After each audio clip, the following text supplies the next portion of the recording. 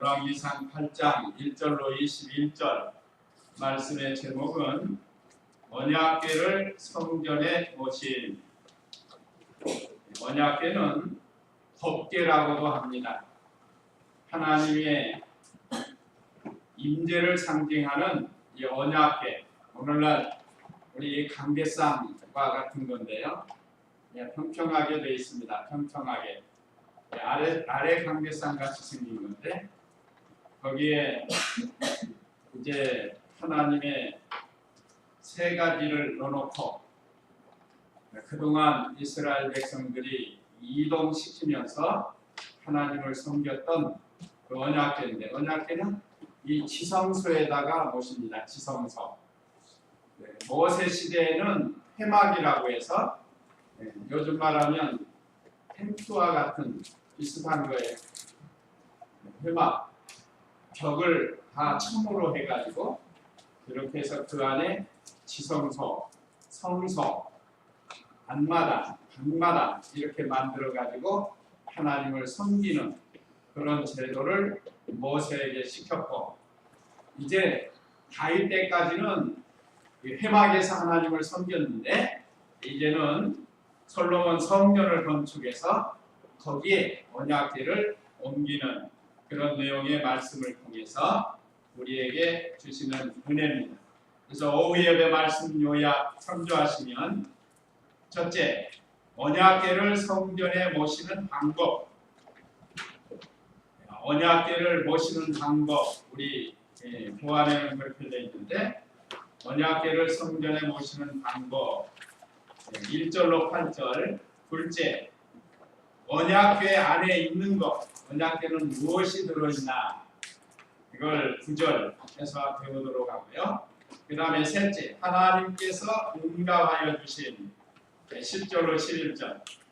그 다음에 네 번째, 솔로몬이 여호와께 감사 찬송한 12절로 21절, 이런 내용입니다. 여기 두 번째 대지는 없는데 좀 중요하기 때문에 제가 이거를 넣습니다. 그러면 1절, 2절 읽어보세요.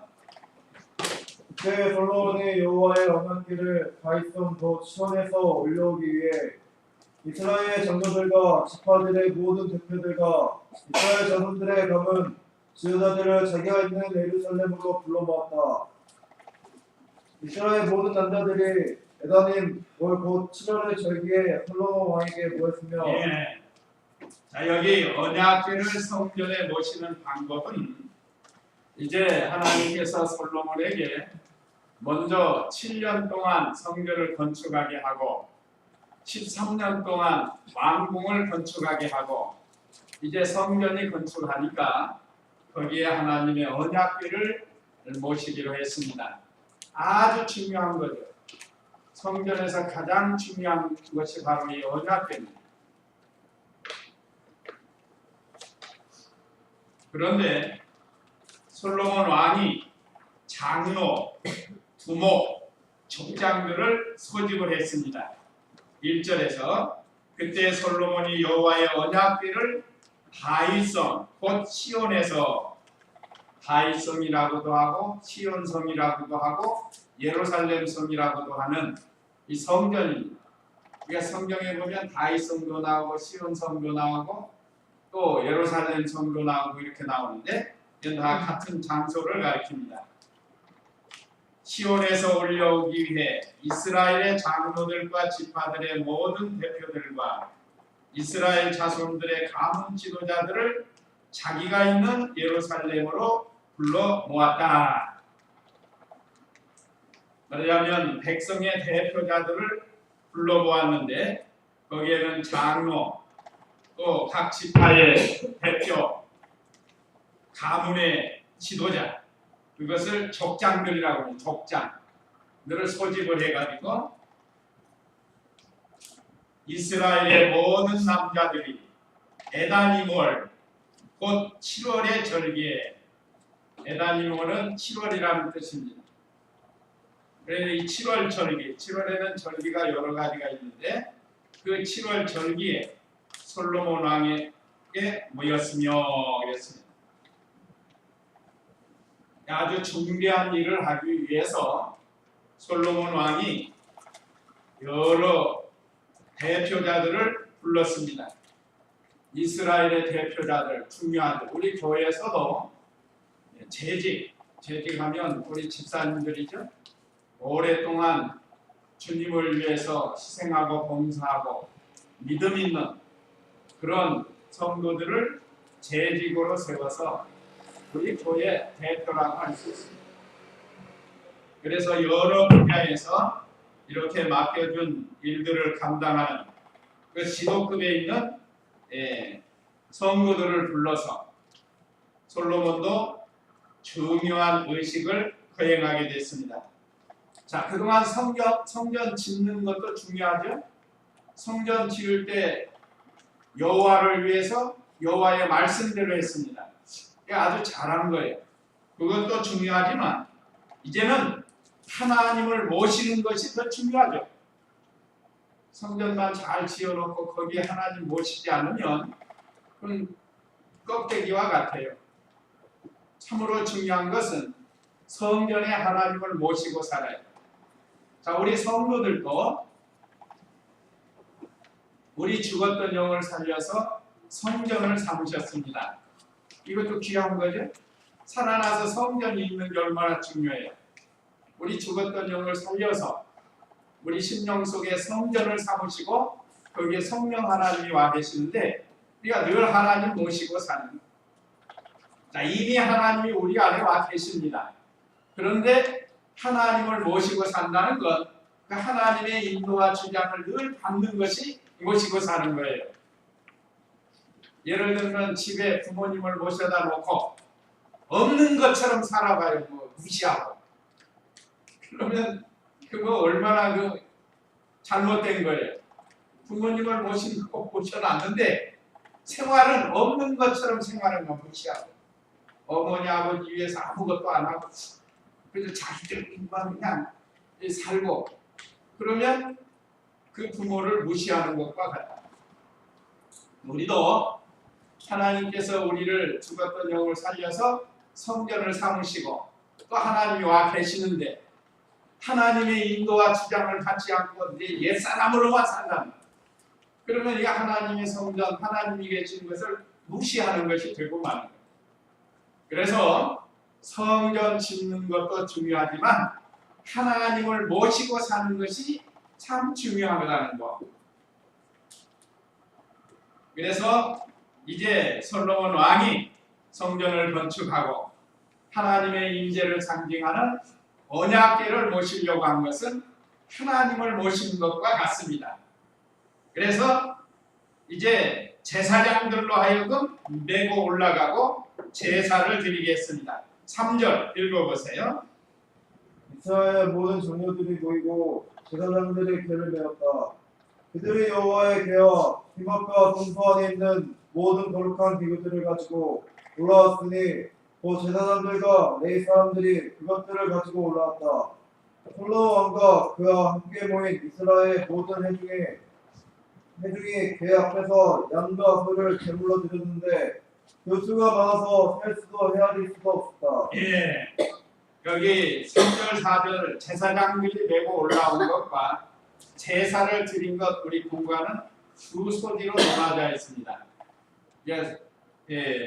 5절이 한 소지로 논하지는 건데 제가 소지를 줄이느라고 같이 합쳤습니다. 자, 여기 3절에 이스라엘의 모든 장로들이 모이고 제사장들이 궤를 메웠다.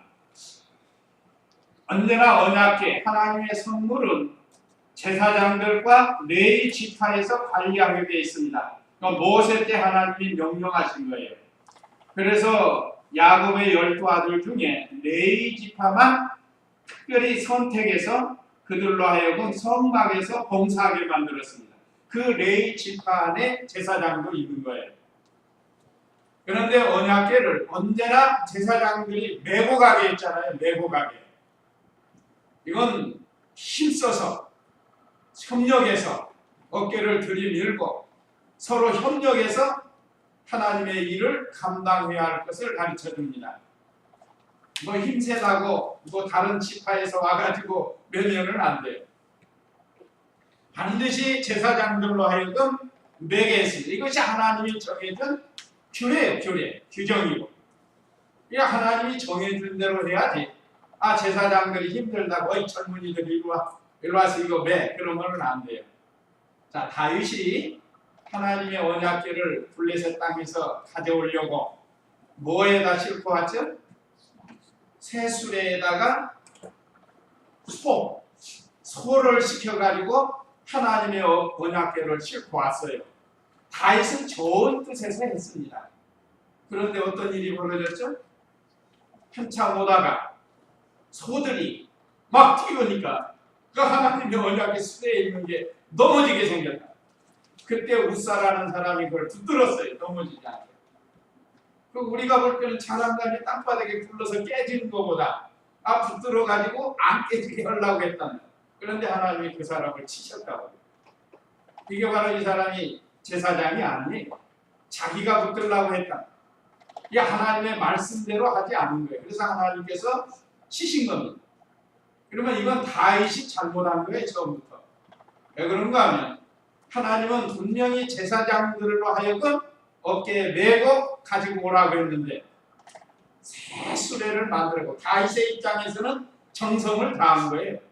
새 수레를 만들어 가지고 소에다가 그걸 싣고 오게 했다. 이성 없는 짐승에게 하나님의 법궤를 맡긴 거, 말하자면 하나님의 말씀을 맡긴 거와 같다. 이거는 잘못된 거예요. 그래서 사고가 난 겁니다. 큰 사고가 났어요. 그래서 오베데돔 집에 가서 석 달 있다가 다시 하나님의 이제 회개하고 다윗이 회개한 거예요. 그래서 제사장들을 보내가지고 하나님의 언약궤를 메고 오게 했다. 그때는 아무 사고가 없었어요. 그러니까 말씀대로 해야 사고가 없는 거예요. 오늘 여기 이스라엘의 모든 장로들이 모이고 제사장들이 궤를 메었다. 이건 말씀대로 했다는 겁니다. 아무리 새 걸로 만들고 좋은 걸로 만들어 가지고 이 언약궤를 법궤를 싣고 왔다고 하면 그것도 역시 하나님 앞에 옳지 않은 거라. 그 아벨과 가인과 아벨의 제사도 그거 아니에요. 아벨은 하나님의 말씀대로 제사를 드린 거고 가인은 하나님의 말씀을 무시하고 사람의 방법으로 정성을 들였기 때문에 하나님이 받지 않으신 거예요. 이제 하나님 말씀대로 예배를 드리고 하나님 말씀대로 건축을 하고 하나님의 말씀대로 무슨 일이든지 해야 된다. 그래야 하나님이 그걸 받으시는 거예요. 그래서 이 솔로몬은 과거에 아버지께서 그렇게 실수한 것을 알았는지 제사장들을 보내가지고 하나님의 언약궤를 메고 오도록 이렇게 시켰습니다. 4절에는 그들이 여호와의 궤와 회막과 성소 안에 있는 모든 거룩한 기구들을 가지고 올라왔으니 그 제사장들과 레위 사람들이 그것들을 가지고 올라왔다. 이거 옳게 하는 거예요. 지금 제사장들과 레위 사람들이 이 성전 기물의 모든 것을 관리하게 되어 있습니다. 근데 여기 회막이라고 했죠. 회막. 그러니까 이것은 지금 이제 솔로몬 성전을 지어서 옛것이라고 해서 다 막 없애버리고 그러는 게 아니에요. 옛것이라도 수백 년 동안 모세 때부터 회막에서 하나님을 모시고 섬겼던 그 모든 성물, 기구들을 함부로 하지 않은 것. 옛것이라고 해서 무시하면 안 돼. 아무리 시대가 지금 발전한다고 하더라도 그 옛것을 너무 무시하면 안 돼. 그래서 새 시대가 되었다고 해가지고 열린 예배 드리고 강배상도 다 숙여가지고 구름아 발풍 달아가지고 왔다리 갔다 하고 그리고 여기서 예배를 드리는 게 아니고 말하자면 연극하는 것처럼 하고 연설하는 것처럼. 그래서 우리 교단에서는 그래서 보스라고 하는 거예요.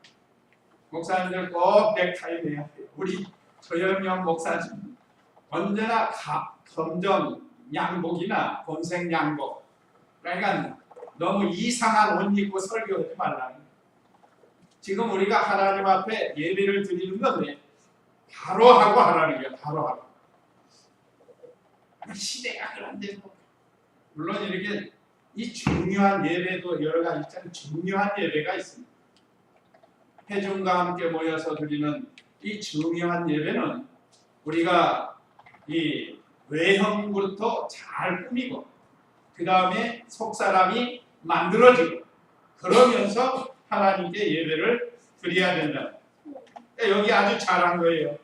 회막과 성수 안에 있는 모든 거룩한 기구들 얼마나 많아요. 회막이라는 건 아까 말씀드린 그 성소와 지성소를 만들기에 천으로 말뚝 박아가지고 길게 이렇게 한 거예요. 40규빗 되는 그 많은 천과 말뚝, 기둥 그 안에 있는 이 물두멍, 번제단, 떡상, 촛대 거기에 쓰이는 여러 기구들 그런 것들을 다 가지고 올라왔습니다. 그것도 제사장들과 레위 사람들이 이게 하나님 말씀대로 한 거예요. 어느 시대나 아무리 시대가 변천해도 말씀을 벗어나서는 안 됩니다. 제가 얘기하지만 천주교는 이미 말씀에서 많이 벗어났어요. 뭐 사람들이 볼 때는 위대하게 볼지 모르지만 하나님이 보실 때 어떻게 보시느냐가 중요하다. 하나님 말씀대로 하는 성도나 교역자들을 하나님이 귀하게 여기시는 겁니다. 그래서 이 제사장들과 레위 사람들로 하여금 회막에 있는 모든 기구들을 다 메고 올라오도록 했습니다. 여기서 아무리 지금 솔로몬 성전 얼마나 잘 지었습니까? 우리가 배운 것처럼 큰 돌, 좋은 돌, 보석, 금, 나무도 좋은 나무로 꾸몄지만 그거 했다고 해서 옛날에 하나님 섬기던 회막에 있는 기구들을 무시하면 안 된다. 그걸 잘 하나님의 그 성전 안에 곳간에 잘 모셔두고 귀하게 때로는 사용이 돼야 된다는 것. 이건 과거의 조상들이 하나님 섬긴 것을 존경하는 그런 귀한 믿음입니다. 이제 오늘 여기서 우리에게 주는 교훈은 다윗처럼 실수하지 않고 하나님의 말씀대로 제사장으로 하여금 하나님의 언약궤를 메고 오게 한 것, 또 과거에 썼던 회막의 모든 성전의 기물들 그걸 소홀히 여기지 않고 현재 좋다고 해서 옛날 구닥다리라고 막 없애버리고 그런 게 아니라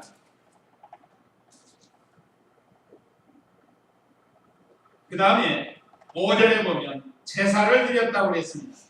솔로몬 왕과 그와 함께 모인 이스라엘의 모든 회중이 궤 앞에서 양과 소를 제물로 드렸는데 그 수가 많아서 셀 수도 헤아릴 수도 없었다. 하나님의 언약궤 앞에서 여기 보면 왕이 앞장서서 제사를 드려요. 제사는 오늘날 예배라고 그랬어요. 예배 드리는 건 우리가 참 신령과 진정으로 예배 드려야 돼요. 옛날에 비해서 예배가 많이 자유분방하게 되었는데 언제나 우리는 하나님 앞에 예배 드리는 줄 알고 일단 예배당에 오면 핸드폰도 딱 꺼놓고 핸드폰 아예 생각을 하지 말아야 돼. 아니면 어디다 놓아야 돼. 핸드폰이 옆에 있으면 자꾸 뭐가 오든지 아니면 보내고 싶고 보고 싶고 그런다. 그래서는 안 됩니다. 이거 하나님 앞에 예배 드리는 건데 왕이 앞장서서 회중과 함께 하나님 앞에 제사를 드리는데 많은 제물을 드렸습니다. 양과 소 얼마나 많이 드렸는데 근데 여기 양과 소를 드리는 데는 신령한 뜻은 뭐라고 그랬죠? 구약시대에 양과 소를 잡아서 하나님께 드리는 건 신령한 뜻이 장차 예수 그리스도께서 오셔서 피 흘려 구속해 주신다 하는 그 신령한 뜻이 있습니다. 그런 믿음을 가지고 양을 잡아드리고 소를 잡아드려야지 괜히 의식적으로만 예수님을 믿는 믿음이 없이 이게 소나 양만 잡으면 그건 뭐 하는 거라고 그랬죠? 살생만 하는 거예요. 살생만 하는 겁니다. 괜히 소나 양 죽는 거예요. 그러니까 이런 신령한 믿음이 없이 제사를 드리면 안 됩니다.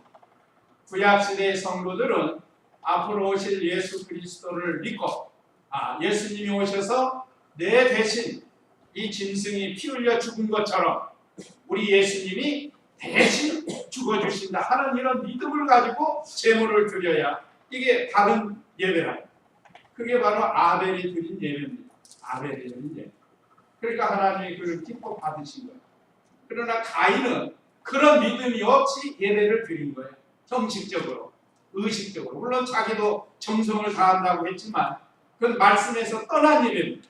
그렇기 때문에 하나님이 받지 않았어요. 자, 그 다음에 세 번째는 언약궤를 그룹들 날개 아래 안치함. 6절에서 8절인데요. 읽어보세요. 그리고 제사장들이 여호와의 언약궤를 전 내실의 제자리 곧 지성녀의 그릇들 날개 아래 가져다 놓았다. 그릇들이 자기 날개들을 궤 있는 곳에 펼쳐서 그 그릇들이 궤와 그 채들을 위로부터 덮고 있었는데 그 채들이 길어서 그 끝이 내실 앞에 있는 성소에서 보였으나 밖에서는 보이지 않았다. 그것들이 오늘날까지 거기에 놓여있다. 계속에는 두 돌판에 아무것도 없었는데 이것들은 여호와께서 이스라엘 자손들을 이집트에서 인도해 내실 때 그들과 함께 언약을 맺었던 호렙에서 모세가 넣어두었던 것이다. 예. 자, 먼저 언약궤를 그룹들 날개 아래 안치함. 우리가 6장 하반절에서 배웠죠. 하나님께서 두 그룹을 만들게 했는데 한 날개가 5규빗, 이쪽 날개가 5규빗. 그러면 10규빗이 됩니다. 그러면 이쪽에서 이쪽까지 이렇게 해서 한 천사 모양의 날개를 만들고 또 이쪽에서 이쪽을 또 하나 만들어 서로 날개를 각각 만들었습니다. 이쪽 펴가고 이쪽 펴가고 가서 이렇게. 그리고 그 밑에 이제 하나님의 언약궤를 높이가 10규빗이 올라가 있고 왜냐하면 천사 모양의 날개를 단 그런 모형을 백향목으로 만들었다고 그랬죠. 그래가지고 위에다 이렇게 장식을 했다. 그리고 그 아래다 지금 법궤를 언약궤를 놓는 것을 가르칩니다. 이것은 날개를 오므리고 있는 게 아니고 쫙 펴고 있다. 이렇게 천사와 같이. 이건 즉시 순종할 것을 상징한다고 그랬습니다. 천사들은 하나님이 부리는 영이기 때문에 하나님의 일에 수종들고 또 성도들의 믿음을 협력하는 그런 천사들이에요. 그래서 여기 그룹은 천사인데 성전 지성소 안에 있는 천사의 형상을 만들어 놓았다. 이것도 하나님의 명령대로 했습니다. 6장에서 하나님께서 주신 말씀대로 솔로몬이 만든 거예요. 뭐 너무 큽니다. 그래서 좀 줄입시다. 그런 것도 아니에요. 아니면 너무 작습니다. 아니면 너무 낮습니다. 높게 합시다. 그런 것도 아니에요. 이제 하나님 말씀대로 천사의 형상으로 두 그룹은 천사인데 그걸 만들었다는. 그래서 날개가 닿는 이쪽 천사 날개가 닿는 그 중앙에 놓았어요. 그래서 그 중앙에 놓고 이제 그 채들로 하여금 채가 길어요. 언약궤를 맺는 채가 길으니까 이게 지성소 밖으로 나와서 성소에서는 보이는데 밖에서는 안 보인다고 했죠. 먼저 말씀드린 것처럼 여기 이렇게 막으면 9m라고 했죠. 지성소가. 그 안에다가 지금 이 법궤를 놓은 거예요. 하나님의 말씀대로 하는 것이 아주 중요합니다. 언제나 하나님의 예배 드릴 때는 우리가 죄인인 줄을 알고 하나님의 말씀에 은혜를 받고 회개할 바를 회개하고 또 그 구속의 은혜를 감사해서 예배를 드려야 돼요.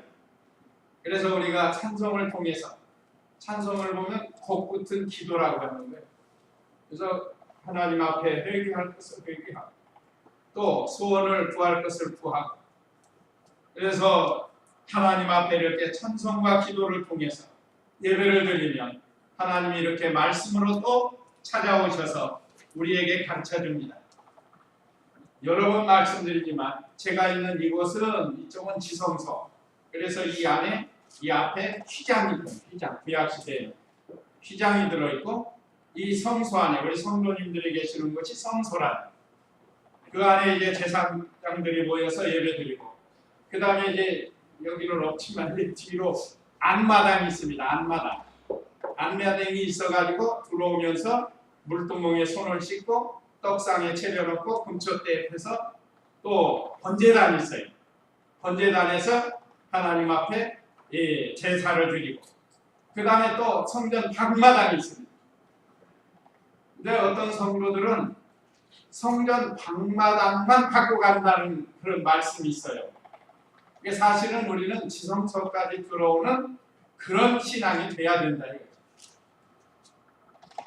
하나님 섬긴다고 하면서 성전 방마당만 받고 다니고 은혜 생활하지도 못하고 그렇게 하지 말라는 거예요. 우리가 수박, 여름에 수박이 많이 있잖아요. 수박에 보면 어떤 분은 껍데기 맛있다고 껍데기 먹어요. 그러니까 껍데기만 먹어서는 안 돼요. 그 안에 맛있는 게 있잖아요. 맛있는 거. 어디로 갈수록 맛있죠? 속으로 들어갈수록 맛있어요. 중앙의 것이 제일 맛있습니다. 그와 같이 우리 성도들도 깊숙이 지성소까지 하나님이 계시는 지성소까지 들어가서 하나님을 만나고 은혜를 받고 그렇게 믿음 생활해야 할 것을 가르칩니다. 그래서 이 솔로몬 성전을 통해서도 우리에게 은혜 주십니다. 그 다음에 언약궤 안에 있는 것 그건 우리 공가에는 5번째 소지로 되어 있는데 9절에 보면 9절 궤 속에 있는 두 둘판 외에 아무것도 없었는데 이것들은 여호와께서 이스라엘 자손들을 이집트에서 인도해 내실 때에 그들과 함께한 언약을 맺었던 호렙에서 모세가 넣어 두었던 것이다. 처음에 하나님께서 출애굽기 17장에서 불렀죠. 불러서 하나님의 계명을 주고 여러 십계명도 주고 주어요. 그런데 아래서 백성들이 우상을 만들어 놓고 뛰노니까 그 십계명 돌비를 가지고 와가지고 죄 짓는 거 보고 그거 어떻게 했죠? 던져서 깨뜨렸다고 깨졌어요. 하나님의 진노를 나타내는. 그러다가 이 32장에서 다시 하나님께서 모세에게 이번에는 돌비를 만들어 갖고 오라고 그래요. 만들어 가지고. 그래서 2개를 모세가 처음에 봤으니까 또 들어봤으니까 모양 그대로 만들어 가지고 다시 또 올라가요. 그래서 거기서 하나님이 지시한 대로 새겨서 그때 만들어진 이 돌비입니다. 여기 내용이 그거예요. 근데 하나님의 언약궤 안에 이 하나님이 모세에게 주신 십계명 두 돌판을 이 언약궤 안에 넣어놨어요. 그런데 그 이전에 출애굽기 16장 한번 보세요. 출애굽기 16장 31절에서는 뭘 또 그 언약궤 안에 넣는가 한번 읽어보세요. 출애굽기 16장 31절. 이스라엘 종족이 그것을 만나라고 불렀으며 버섯이처럼 하얗고 꿀섞은 과자와 같았다. 모세가 말하였다. 여호와께서 이렇게 명령하시기를 만나 한 오멜을 채워 너희 자손 대대로 보존하여라. 그리하여 내가 너희를 이집트 땅에서 이끌어낼 때 가나안에서 너희를 먹인 양식을 너희 자손이 볼 수 있게 하여라 하셨다. 또 모세가 아론에게 말하기를 항아리 하나를 가져다가 그 속에 만나 한 오멜을 담고 여호와 앞에 두어 대대로 간수하십시오라고 하였다. 아론이 여호와께서 모세에게 명령하신 대로 그것을 증거판 앞에 두어 간수하게 하였고. 네, 이거 보세요. 하나님께서 모세에게 명령하셨습니다. 이스라엘 백성 40년 광야 생활 동안 생각지도 않는 만나를 내려주셨다. 이거 세월이 지나가면 잃어버리니까 잊지 않도록 금 항아리를 만들어서 거기에다가 보관하라. 그리고 하나님의 궤속에 보관하라고 했습니다. 이건 하나님께서 이스라엘 백성에게 특별한 은혜 주신 것을 가르쳐주고, 여기 만나의 신령한 뜻은 예수 그리스도입니다. 예수 그리스도가 신령한, 말하면 영적 생명의 떡이 되어 주신다. 그걸 가르쳐 주는 겁니다. 그 히브리서 9장 4절 또 읽어보세요. 히브리서 9장 4절 말씀. 거기에는 금항로와 사면을 금으로 입힌 언약궤가 있었으며 그 궤 안에는 만나를 담은 금 항아리와 아론의 쌍난 지팡이와 언약의 돌판들이 있었다. 네. 만나를 담은 금 항아리, 또 언약의 두 돌판들이 언약궤 안에 있었다고 했습니다. 만나를 담은 금 항아리는 아까 말씀드렸고, 그 다음에 민수기 17장 8절에서부터 읽어보세요. 거기에는 아론의 쌍난 지팡이가 기록됐는데 읽어보세요. 이튿날 모세가 증거의 장막에 들어가니 보아라, 레위 가족에 속한 아론의 지팡이에 싹이 나고 풀이 돋고 꽃이 피어 아몬드 열매들이 열렸다. 모세가 모든 지팡이들을 여호와 앞으로부터 이스라엘 자손 모두에게 가지고 나오니 그들이 보고 각자의 지팡이를 가져갔다. 여호와께서 모세에게 말씀하셨다. 아론의 지팡이는 증거기 앞으로 다시 가져가 거기에 보존하여 자네의 자손들에게 표가 되게 하여 그들로 나에 대한 불평을 그치고 그들을 죽지 않게 하여라. 모세가 그와 같이 여호와께서 명령하신 대로 하였다. 예, 모세는 여호와께서 명령하신 대로 했는데, 이 아론의 쌍난 지팡이, 그 각 족장들의 지팡이들을 쫙 갖다 놨는데, 다음 날 보니까 다른 나무는 멀쩡한데 아론의 지팡이에서는 싹이 나가지고 열매가 맺혔다. 신기한 거 아니야? 하룻밤 사이에. 이것은 하나님이 살아계시고 하나님이 아론과 함께 하시는 것을 그들에게 보여줬다. 이것도 놀라운 이적이다. 그래서 그 아론의 쌍난 지팡이, 또 만나를 담은 금 항아리, 그 다음에 십계명의 두 돌판을 거기에 언약궤에 담았습니다. 그런데 오늘 본절에 보니까 만나 항아리도 없어지고 아론의 쌍난 지팡이도 없어지고 무엇만 남았어요? 하나님의 십계명 돌비만 남았습니다. 이것은 이스라엘 백성이 오랜 세월 동안 여러 순환을 많이 거쳤죠. 어떤 때는 블레셋의 언약궤를 빼앗기기도 하고, 또 바벨론 포로 생활도 하고, 그러다 보니까 만나 항아리도 없어지고 아론의 쌍난 지팡이도 없어졌어요. 그러니까 하나님의 언약궤만 남았다. 그러면 여기에 대한 신령한 뜻은 결국은 뭐만 남는다? 하나님의 말씀만 남는다는 거예요. 말씀만. 하나님의 말씀만 남아서 세세토록 우리와 함께 있습니다. 이 다음에 우리가 하늘나라에 가서도 하나님의 말씀으로 사는 것. 말씀이 또 불이 되어서 심판도 한다고 했습니다. 우리가 주님 앞에 설 때 말씀으로 비춰서 심판하시는 줄을 알고 우리가 말씀을 잘 순종해야, 아마 우리 성도님들 귀가 따갑게 말씀대로 살아야 된다 아마 그러셨을 겁니다. 이게 왜 그런가? 이게 중요하니까 그런 겁니다. 제일 중요한 거예요. 말씀대로 하지 않는 건 하나님 앞에 인정을 못 받거든요. 성전 짓는 것이라든지 하나님 섬기는 거라든지 말씀 떠나서는 거 하나님 앞에 인정 못 받아요. 그래서 말씀을 바로 많이 배우는 것이 참 좋은데, 그래도 이 시대에 우리 교단과 우리 교회는 지금까지 목사님들을 통해서 말씀을 잘 배운다고 할 수 있습니다. 문제는 실천하는 것이 좀 각자가 좀 다르긴 한데 우리가 이제는 잘 실천했어요. 그 다음에 세 번째, 하나님께서 응답하여 주시는, 하나님 앞에 제사를 지내니까 하나님이 응답해 주셨습니다. 10절 읽어보세요. 제사장들이 성소에서 나올 때 구름이 여호와의 전을 가득 채웠다. 여호와의 영광이 여호와의 전을 가득 채웠으므로 제사장들이 구름 때문에 직무를 수행할 수 없었다. 하나님이 오셔서 같이 알려주셨다. 10절에 제사장들이 성소에서 나올 때에 구름이 여호와의 전을 가득 채웠다. 이건 하나님의 임재를 가리킵니다. 그 성경에 보면 구름이 가득 찬 경우가 도로도로 있죠.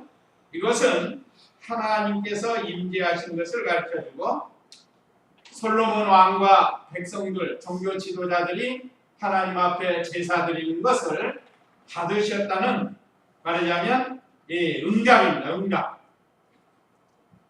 언제나 구름은 하나님의 임재를 가리키는데 그 모세 때 출애굽기 19장 16절 이하에도 모세 때 하나님께서 구름 가운데 나타나셔서 하나님의 임재를 가르쳐 주었고 또 우리가 사도행전 1장 9절에 보면 예수님이 뭐 타고 가셨죠? 구름 타고 가셨다. 예수님이 승천하실 때도 구름 타고 가신 건데 그것은 하나님이 함께 하시는 것을 가르쳐 주는 거예요. 그래서 하나님께서 이 솔로몬과 그 시대의 종교 지도자들과 백성들과 함께 해주신다 하는 것을 나타내 보여준 것이 바로 10절의 말씀. 구름이 여호와의 전을 가득 채웠다. 그 다음에 11절에 여호와의 영광이 여호와의 전을 가득 채웠으므로 이가 하나님 여호와의 영광이 성전에 가득했다. 이것은 하나님의 말씀 복음의 영광이 가득한 것을 가리킵니다.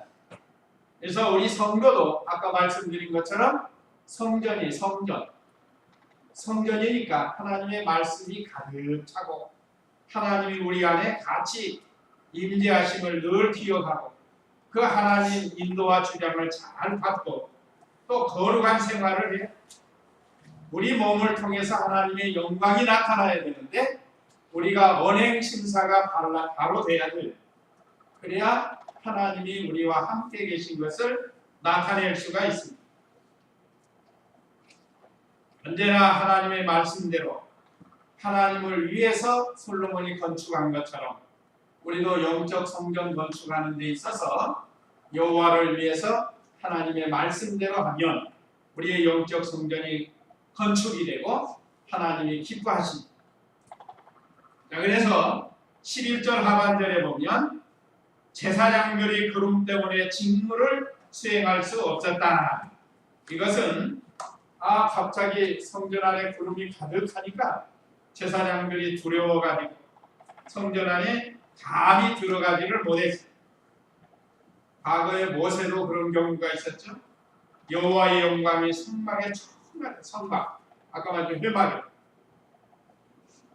그러니까 모세도 들어가지 못했고 솔로몬 성전도 여호와의 영광이 가득하니까 제사장들이 들어가기를 두려워했습니다. 이것은 하나님이 그 영광의 거처로 인정해 주신 것을 구름을 통해서 나타냅니다. 오늘 우리 중마동 교회 이 성전은 예배당만 가르치는 게 아닙니다. 지금 우리 성도들이 다 성전인데 이 안에 지금 여호와의 영광이 가득해서 영광을 받으시고 계십니다. 우리는 영광을 돌려드리고 우리도 영광스럽게 돼야 됩니다. 자, 그 다음에 네 번째 솔로몬이 여호와께 감사 찬송함 12절로 22절인데요. 12절 읽어보세요. 솔로몬이 말하기를 여호와께서는 평평한 곳에 계시겠다고 말씀하셨습니다. 이제 제가 주님을 위하여 계실 전을 형식과 건축하였으니 또 주께서 영원히 계실 처소입니다라고 하였다. 왕이 자기 얼굴을 돌려 이스라엘 온 회중을 위해 복을 빌었는데 그때 이스라엘 온 회중이 서 있었다. 네, 여기 첫째는 성전 건축하여 주심을 감사했습니다. 그때 솔로몬이 말하기를 여호와께서는 캄캄한 곳에 계시겠다고 말씀하셨습니다. 이 캄캄한 데는 은밀한 데를 가리켜요. 은밀한 데. 우리 하나님은 은밀한 데 계신다고 그랬죠? 그래서 하나님의 주소 기억나세요? 하나님의 주소 은밀국, 은밀도, 은밀면, 은밀군, 은밀리 하나님은 은밀한 곳에 계세요. 그러니까 하나님 만나려면 이 은밀한 곳에 가야 만날 수 있단 말이에요. 막 시끄럽고 떠드는데 가서 만날 수가 없어요. 하나님 만나고 싶으면 은밀한 곳에 가서, 고요한 곳에 가서, 또 우리 심령의 고요한 곳에 찾아가야 만날 수 있다는 것. 그래서 이 하나님께서 성전을 건축해 주셨는데, 이제 내가 주님을 위하여 계실 전을 성실껏 건축하였으니 고 주께서 영원히 계실 처소입니다 라고 해요. 자기가 했지만 하나님의 계실 처소를 예비했다고 그랬어요. 우리 하나님은 보이지 않는 분이시기 때문에 안 계신 곳이 없으신 분이십니다. 그래서 40절에 왕이 자기 얼굴을 돌려 이스라엘 온 회중을 위해 복을 빌었는데 그때 이스라엘 온 회중이 서 있었다. 이스라엘 백성 회중을 위해서 축복해 주었습니다. 참 좋은 왕이고 좋은 백성이에요. 성전 건축하는데 온 백성이 협력하고 지도자인 솔로몬이 앞장서서 이 모든 일을 주도하여 성전이 잘 건축된 거 너무 감사해서 이렇게 찬송을 했습니다. 그 다음에 15절 읽어보세요. 왕이 말하였다. 여호와 이스라엘의 하나님을 송축합니다. 주께서 제 아비 다윗에게 주님의 입으로 약속하신 것을 이제 주님의 손으로 이루셨습니다. 주께서 말씀하시기를 내가 내 백성 이스라엘을 이집트에서 인도해 내던 날부터 내 이름을 들 전을 건축하도록 이스라엘 모든 지파들 중에서 어느 성도 선택하지 않았다. 그러나 내가 다윗을 택하여 내 백성 이스라엘 위에 세웠다라고 하셨습니다. 제 아비 다윗이 여호와 이스라엘 하나님의 이름을 위한 전을 지을 마음이 있었지만 여호와께서 제 아비 다윗에게 말씀하시기를 내가 내 이름을 위한 전을 지을 마음이 있으니 내가 이 마음을 품은 것은 칭찬할 만하다. 그러나 너는 전을 짓지 못하고 내 몸에서 나올 내 아들 그가 내 이름을 위한 전을 짓게 될 것이다 하셨는데 이제 여호와께서 자신이 하신 말씀을 이루셨으니 곧 제가 제 아비 다윗의 길을 이어 일어나서 여호와께서 말씀하신 대로 이스라엘 보좌 위에 앉았고 여호와 이스라엘 하나님의 이름을 위한 전을 지었습니다. 네. 자, 이것은 하나님의 약속대로 이루어졌다. 부친 다윗이 크게 성전 건축하고 싶어서 애를 썼는데 그 마음은 칭찬하셨습니다. 아까 18절이 그랬죠? 내 이름을 위한 전을 지을 마음이 있었으니 네가 다윗이 이 마음을 품은 것은 칭찬할 만하다. 그렇지만 너는 왜 못 지은다고 그랬죠? 전쟁에서 피를 많이 흘렸기 때문에 덕이 안 되는 걸 말하죠. 그래서 그 아들 솔로몬에게는 지혜도 주시고 평화도 주시고 그렇게 해서 예루살렘 성전을 건축하게 했다는 겁니다. 이것이 말씀대로 되었다는 거예요. 자기가 왕된 것, 또 성전을 건축한 것, 이 모든 것은 하나님의 약속의 말씀대로 이루어졌다 하고 하나님께 감사 찬송을 한 것입니다. 오늘날 우리도 우리를 통해서 하나님의 뜻이 이루어지는 줄 알고 늘 감사하면서 찬송하고 우리에게 맡겨주신 사명과 책임을 잘 감당해서 하나님께 영광을 돌리시고 21절 읽어보세요. 그리고 여호와께서 우리 조상들을 이집트에서 인도하실 때 그들과 함께 맺으셨던 언약이 들어있는 궤를 둘 장소를 거기에 마련하였습니다. 예, 언약궤를 성전에 모신 것 감사합니다.